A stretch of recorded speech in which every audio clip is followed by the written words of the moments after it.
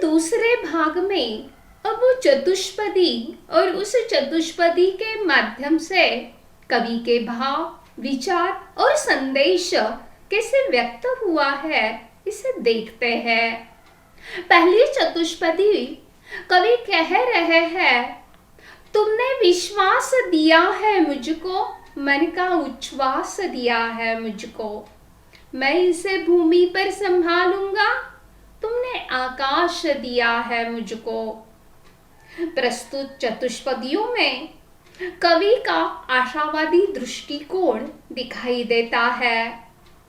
अर्थात तुमने विश्वास दिया है मुझको, विश्वास, उच्छ्वास, जीवन जीने देने वाले हमारे उस परम परमात्मा के प्रति, या हमारे अपने माता पिता जो हमें अपना जीवन प्रदान करते हैं, उन्हीं के प्रति कवि कृतज्ञता का भाव व्यक्त करने की सीख हमें देते हैं। जिसने हमें इस जीवन में जीने लायक बनाया है, हमें उच्छ्वास दिया है, उच्छ्वास मतलब सांस, जीवन जीते रहते हैं। उस जीवन को वे कहते हैं कि हे प्रभु, तुमने हमें जीवन दिया है, इस जीवन को मैं अच्छी तरह से संभालूंगा। हमें अपने इस जीवन में मैं उड़ान भर सकूं, ऐसा स्वच्छंद आकाश भी हे ईश्वर तूने हमें प्रदान किया है। ऐसे इस जीवन को संभाल कर रखने की बात कवि यहाँ कर रहे हैं। मनुष्य जन्म जो हमें मिला हुआ है, जो जीवन इस विधाता ने हमें प्रदान किया है, जिस माता पिता ने हमें यह जीवन दिया है, उस जीवन के प्रति कवि कृतज्ञता व्यक्त करते हुए इस जीवन को अच्छी तरह से संभाल कर, सोच समझ कर आगे बढ़ने का संदेश दे रहे हैं। अब हमें देखने हैं इसमें आए हुए कुछ कठिन शब्दों को हम लोग देख लेते हैं। कठिन शब्द देखिए, और यहाँ यदि आप अपनी नोटबुक लेकर बैठे हुए हैं तो अपनी कॉपी में यह कठिन शब्द और कविता से प्राप्त से या प्रत्येक चतुष्पदी से मिलने वाला जो संदेश है, उस संदेश के मद्दों को लिख कर रखेंगे तो उसका आशय लेखन में आप लोगों को उपयोगिता होगी। पहला शब्द है उच्छ्वास, इसका अर्थ है सांस। 24 घंटे हमारी यह सांस चालू है, उसी का समानार्थी शब्द है उच्छ्वास। भूमि के लिए शब्द है धरती, वसुंधरा, भू। आकाश का अर्थ है गगन, व्योम का अर्थ है आकाश, राह मतलब मार्ग, बल मतलब ताकत, सिद्धि मतलब सफलता, ताज मुकुट, अतीत भूतकाल, संगी साथी, सहचर साथ चलने वाला, और मीत मतलब मित्र। पहली चतुष्पदी में कवि ने जीवन के प्रति कृतज्ञता का भाव व्यक्त किया है। अब अगली चतुष्पदी हम लोग देख लेते हैं।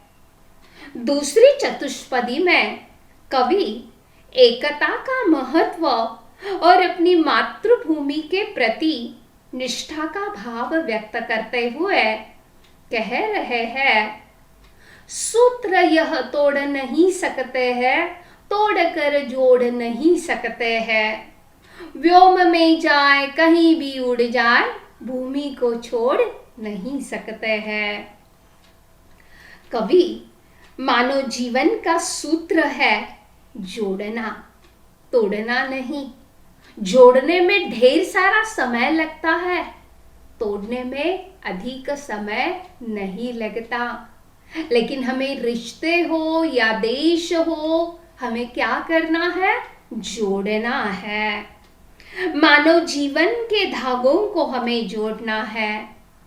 ये धागे जो जोड़ने हैं वह अलग अलग प्रकार के धागे हो सकते हैं। धर्म, जात, प्रांत, भाषा, रंग, रूप, आकार भले ही अलग अलग हो, फिर भी हमें क्या करना है? जोड़ना। तोड़कर जोड़ नहीं सकते हैं। अपने भारत देश को बनाए रखना है, अपने घर को बनाए रखना है।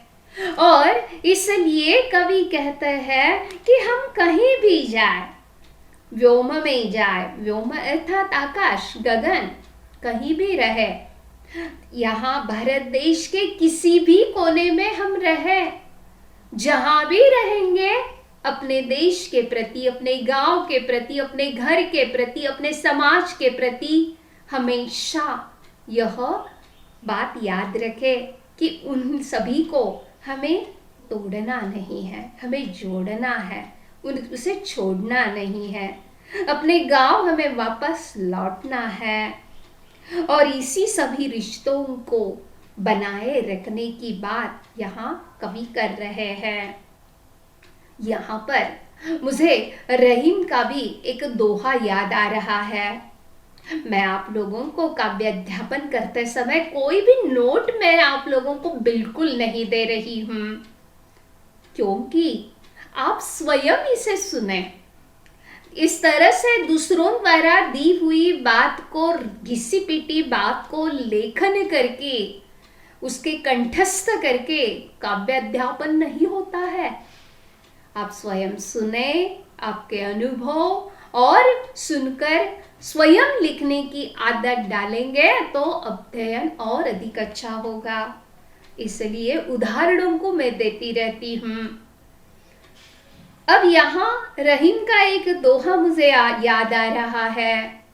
रहीम न धागा प्रेम का, मत तोरो चटकाय, टूटे से फिर से ना मिले, मिले गठी परी जाय। अर्थात मानवता रूपी प्रेम का धागा हमें कभी नहीं तोड़ना चाहिए। अगर एक बार यह प्रेम का धागा टूटता है तो कभी नहीं जुड़ता, और अगर जुड़ भी जाता है तो उसमें गांठ हो सकती है, गांठ पड़ती ही है। इसलिए हम कहीं भी रहे, कितनी भी ऊंचाइयों पर जाकर उड़ान करते रहे, लेकिन अपने गांव, अपना देश, लोग, घर, परिवार, समाज, इन सब को कभी भी छोड़ नहीं सकते हैं और ना ही हमें कभी छोड़ना है। यही भाव इस दूसरी पंक्ति के, दूसरी चतुष्पदी के अंतर्गत कवि व्यक्त कर रहे हैं। अब आगे देखिए कवि क्या कहता है तीसरी चतुष्पदी में। सत्य है राह में अंधेरा है, रोक देने के लिए घेरा है, काम भी और तुम करोगे क्या, बढ़ चलो सामने अंधेरा है। इस तीसरी चतुष्पदी में कवि जीवन की यथार्थता, वास्तविकता, सच्चाई हमारे सामने स्पष्ट कर रहे हैं। इसी सच्चाई का वर्णन करते हुए कवि कहता है कि वर्तमान समय में मनुष्य के लिए संघर्ष करना अनिवार्य है। कवि मनुष्य को संघर्ष करने और अंधेरा दूर करने की प्रेरणा देते हैं। राह का अंधेरा अर्थात जीवन के संकट, उन्हीं संकटों को अपनाते हुए कवि आगे बढ़ने का संदेश इस चतुष्पदी में दे रहे हैं। अनेक प्रकार के संकट, बेकारी, दारिद्र्य, महंगाई, बीमारियां, अनेक अनेक प्रकार के ये अंधेरों ने, इस अंधेरे ने हमें चारों ओर से घेर लिया है। लेकिन फिर भी इसी अंधेरे को पार करके हमें उस उजियाले की ओर बढ़ने का आशारूपी दीपक मन में रखते हुए आगे बढ़ने का संदेश कवि यहाँ देते हैं।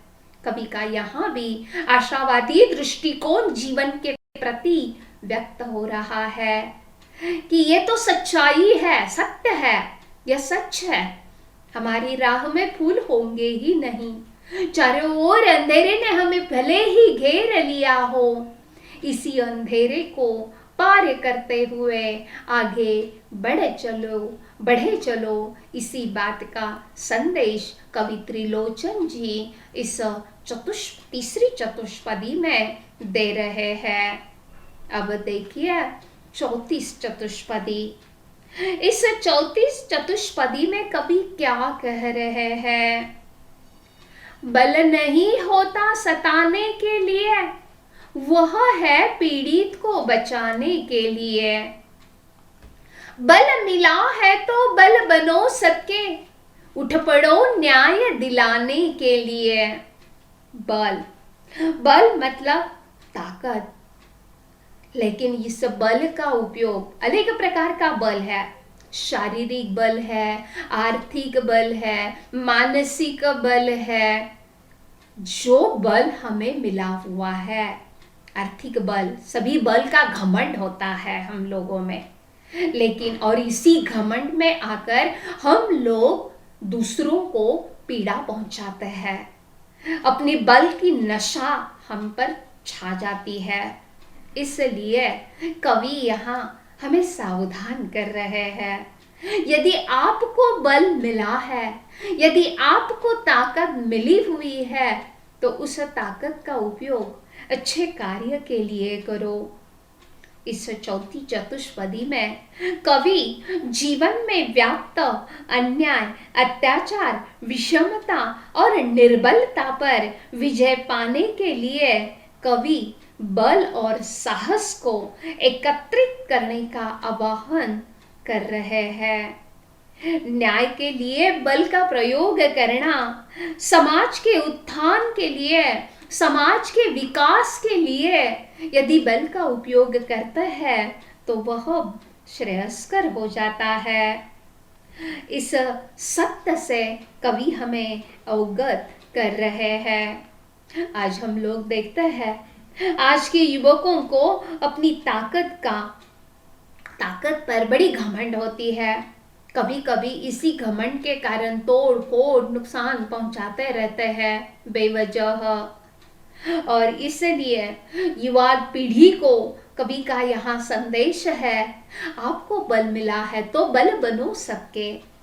जो दीन, दुखी, गरीब, संकट में फंसे हुए लोग हैं, उन लोगों की मदद करने के लिए तथा अन्याय, अत्याचार, शोषण जिन लोगों का हो रहा है, उन लोगों को मदद करने का आह्वान कवि इस चतुष्पदी में कर रहे हैं। और जो भी बल आपको है, चाहे वह शारीरिक बल है, आर्थिक बल है, नैतिक बल है, मानसिक बल है, उस बल का उपयोग अच्छे कार्य के लिए करो। यह संदेश इस चौथी चतुष्पदी में कवि दे रहे हैं। धन्यवाद। अगली चतुष्पदियों का विश्लेषण तीसरे भाग में हम लोग देख लेते हैं।